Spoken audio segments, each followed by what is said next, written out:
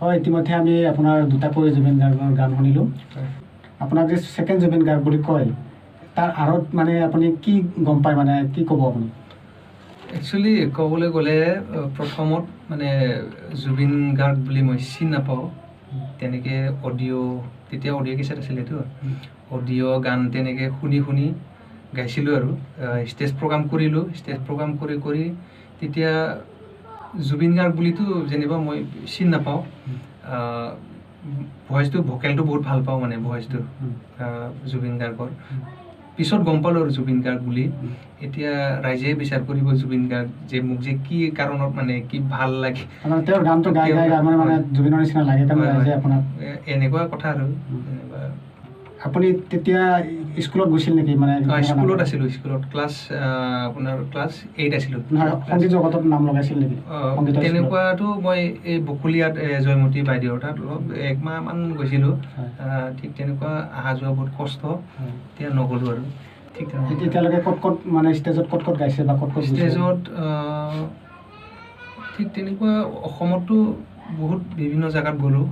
গোলাঘাট গ'লোঁ আৰু ইফালে আপোনাৰ গুৱাহাটীতো কৰিছোঁ, লাল গণেশত, আৰু কোকৰাঝাৰত কৰিছোঁ, বাক্সা ডিষ্ট্ৰিক্ট মচলপুৰ বুলি কয় তাতে কৰিলোঁ, আৰু বৰপেটা ৰোড। শেহতীয়াকৈ এতিয়া আপোনাৰ লগত লগ কৰিব বিচৰাত আমি জানিব পাৰিছিলোঁ যে আপুনি এটা ফিল্মতো মানে আপুনি মিউজিকত হাত দিছে। মিউজিক দি আছোঁ। এতিয়া ইমান ব্যস্ততাৰ মাজত আপোনাক পালোঁ। এতিয়া আজিও মানে আপোনাক ফুটবলো আপুনি খেলে, ফুটবল খেলৰ পৰা আপোনাক মাতি আনিলোঁ। ফুটবল খেলটো মানে ঠিক তেনেকুৱা, ফুটবল খেলটো বহুত ভাল পাওঁ আগৰ পৰা, সৰুৰ পৰা।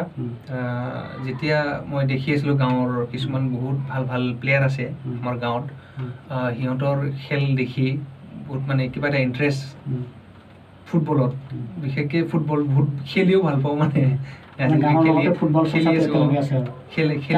নতুন ফিল্ম যে এটা মিউজিক দিছে, ফিল্মৰ নামটো কি? ফিল্মৰ নামটো বড়ো ফিল্ম হয়। বড়ো ফিল্মত মুকথাং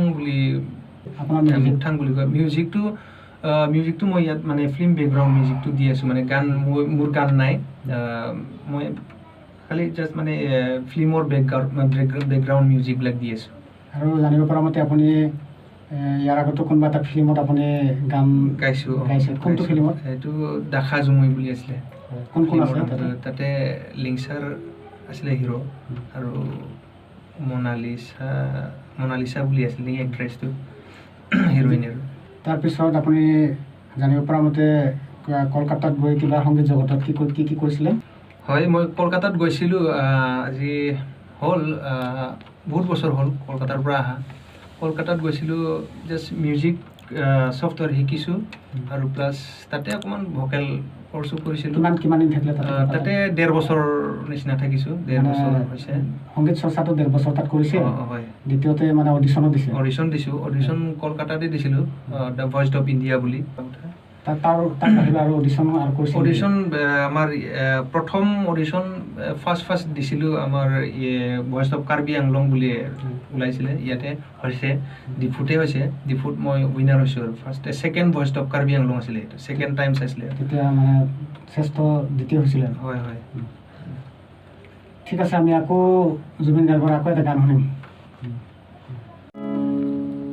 হয়, খুব জনপ্ৰিয় গীত জুবিন দাৰ গাইছোঁ।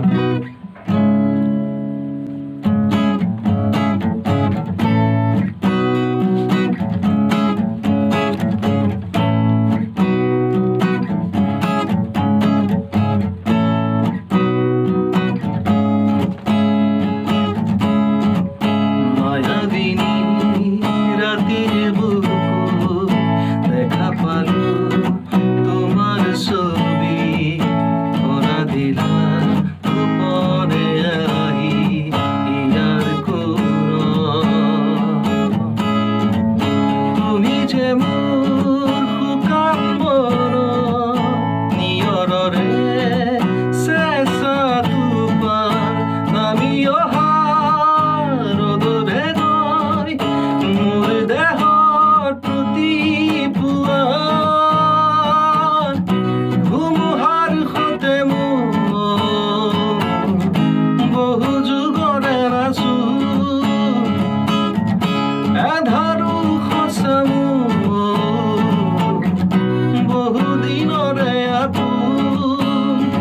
জানো